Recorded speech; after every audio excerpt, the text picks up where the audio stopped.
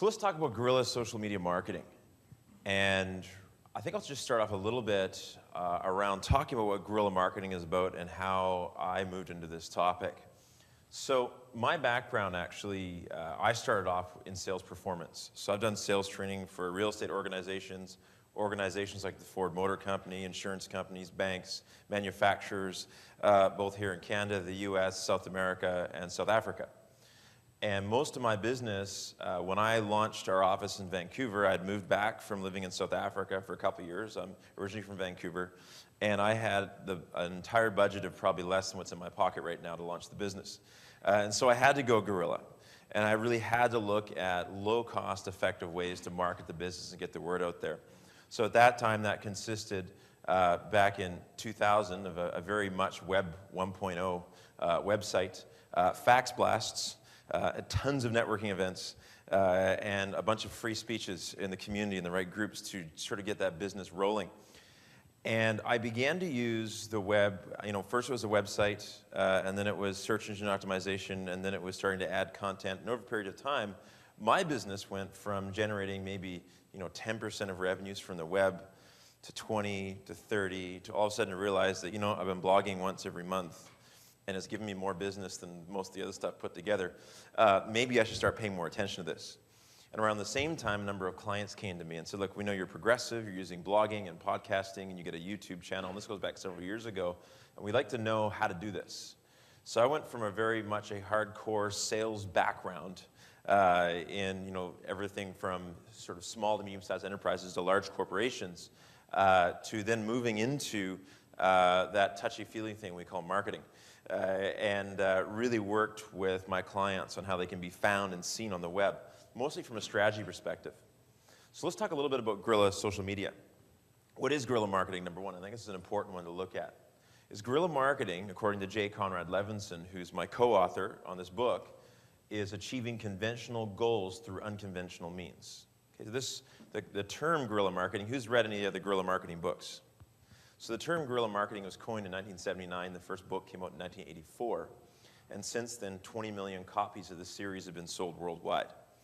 So I cold called Jay 5 years ago to endorse my first book, Closing Bigger, and asked him if he'd endorse it. And he read it and endorsed it. And then, interesting sort of social media web story, we never talked to each other in person for another 5 years. We emailed each other, we shared stuff on LinkedIn, we commented on each other's blogs, and we did this for about 5 years, sort of virtually connected. And then it was very casual, passive, not proactive on either side. And then I found that Jay was speaking at the same conference I was in Santiago, Chile. It was a marketing conference.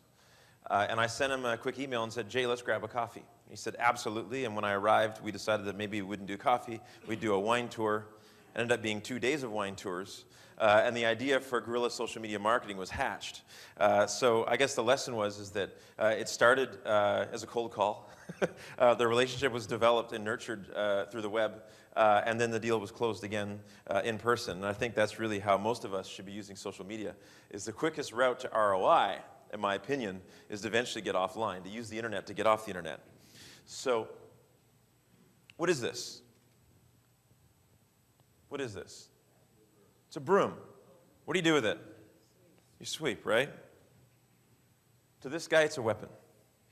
Okay? And I think when we look at social media is only a tool. It depends on whose hands that tool is in. So when someone says, oh, I'm using social media, therefore I'm an advanced realtor. Well, maybe not. Maybe you're just sweeping the floor, right? And so it really has to do with how you're going to apply these tools from a business perspective. Facebook, 500 million people to date. Back to that seminar that Jay and I did together in Santiago, Chile, at that time, I looked through my slide deck the other day, and this is April 2009. This is not years ago. We were approaching 250 million people on Facebook. And people were blown away that it had gone from 150 to 250 in 18 months. And all of a sudden we blink and we're at 500 million people, which is a country larger than the United States and Canada put together. So 500 million people there, 100 million professionals, and every Fortune 500 company represented on LinkedIn.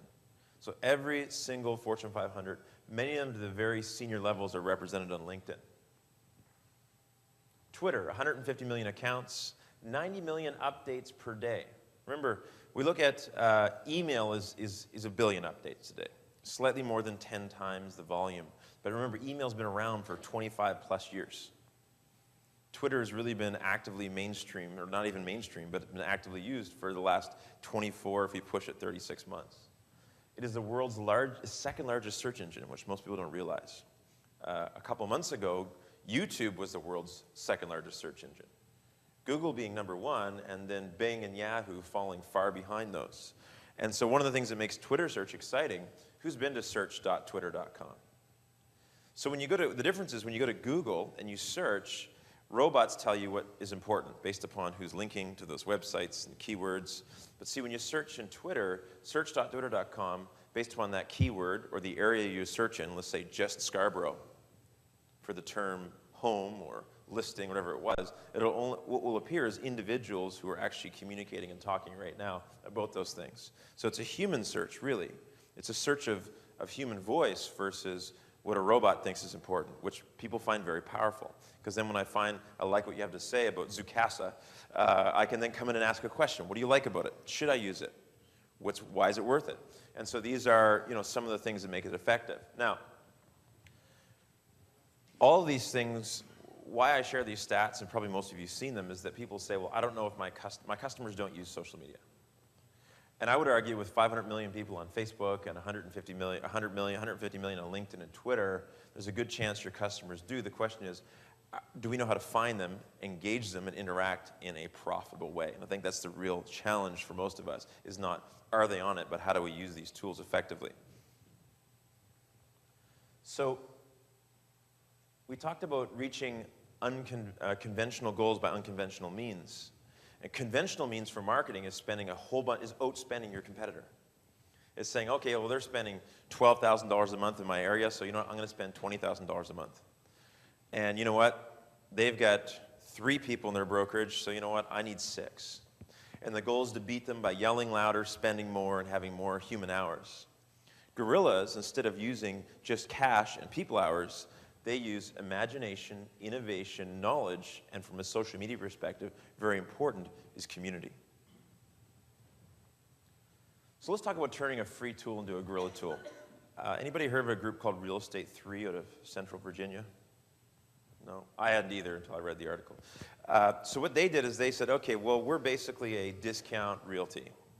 We offer, a 1% service, and we're competing against people who, well, they can afford to give more and do more and be more present because they're making several more points than us, 3, 4, 5 times what we're making. So what they did is they decided, how can we use free resources on the web and a free application to upset the apple cart, to take what our competitors do and actually, in essence, commoditize it. So here's what they did. They've teamed up with Better Homes and Gardens, which I didn't know has a very large digital division. And they came out with this application. And what this application does is it's free, and you download it. And I take a picture, and it says, is this 47 Danforth Road? And I go, yes. And it goes, what would you like to know? I'd say, well, let's see, what could I know about this? Well, nearby restaurants, shopping, community workforce breakdown, the nearby schools, housing inventory and stability, specifically what that house sold for last, what other homes are available in the community and what they're selling for, what the overall available inventory is, crime rates, and all these things in the hand of the customer. Pretty interesting. So in order to compete with these guys now, and what they did is they just took free information that was available on the web and they aggregated it into a really clean app, and they gave it away for free. But all of a sudden, their competitor's advantage is no longer their advantage. They put all that information, not unlike the old MLS books, right through under our arms. We had all the power. And now they've got it. They can access that information. Well, they've done the same thing with community information. I guess I don't feel that this is something unique to that state. I think it's something happening. There's realtors here that are aggregating that information on their websites already for their customers. But I don't think it will take long for it to get in the hand of every customer. So I think why that's important is to realize that it's not just enough to know the same things everybody else does. It's not just enough to publish generic content. We have to understand our market intimately and provide unique solutions for them based upon what I'm going to talk about a little later is nano markets. Free and variable is a weapon. This is not a real estate story, but this is the customer of tomorrow. This is Christian Gibson. He was 8 years old here. He's my son. He's 10 now. And I gave him this laptop to go to lego.com and play on and just check out stuff. And they got some Flash-based video games. And I turn around, and within minutes, and somehow he had my 8-digit alphanumeric password in his, embedded, so he was able to install it on my laptop, which kind of was scary. And he has this program. Anybody seen this? This Lego designed by me. So in the past, Lego had to be very universal. To say, what 5 major product lines do we have to come up with at Christmas that little boys and girls are going to want to buy or ask their parents for? And they do all this market research and say, here's your 5 choices. Right? This is very much a universal approach to marketing. Instead, this thing's downloaded, and Christian has access through the web to all the available inventory on Lego, piece by piece. Then he's able to put this thing together, rotate it back and forth, make the wheels spin. And he was built this elaborate thing, and then something that terrified me. Over here on the right-hand side, you can't see it, but it says pricing and packaging. It's terrifying as a parent. So he pressed the button. It was $400. And I said, no. I said, now we're going to learn a little bit about commerce, son. I said, it's $100. Let's see what you can build for $100. So we built something for $100. It was a little Jeep with some men on it and a little building. We hit purchase, got out Dad's credit card, then took some photos off the computer and were able to make the design of the box. Then off in East Germany, after we ordered it, in East Germany, there's a factory there where they assembled all the pieces based upon SKU, and then the instructions based upon how he built it. Then they printed the box, they customized it, they wrapped it up, and they shipped it to our home. Now that's an example. Now it's really variable, isn't it? And that's what today's customer wants. They don't want just one option. They want multiple options. So what they did is, through a free experiential tool, when we look at video here in the back corner, that's a good example of, through a free experiential tool, a way to interact with that product and then customize what I want and order it, even from down to the box. And this is really the marketing of tomorrow for today's consumer. So consent. One of the things that we realize as a guerrilla social media marketer, and this is the big one, a little background on Jay.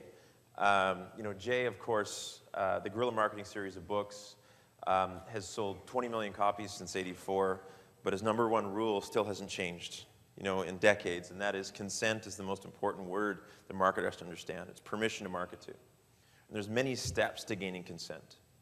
And so,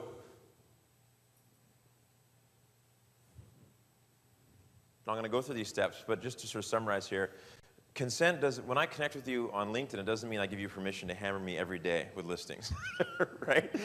When I connect with you on Facebook, I don't want to see a stream full of ads or things pushed at me. When I subscribe to your blog, it doesn't mean it's permission to share my information with other people. It simply means that you have an opportunity to connect with me. So these are our 5 steps on the web to go from really just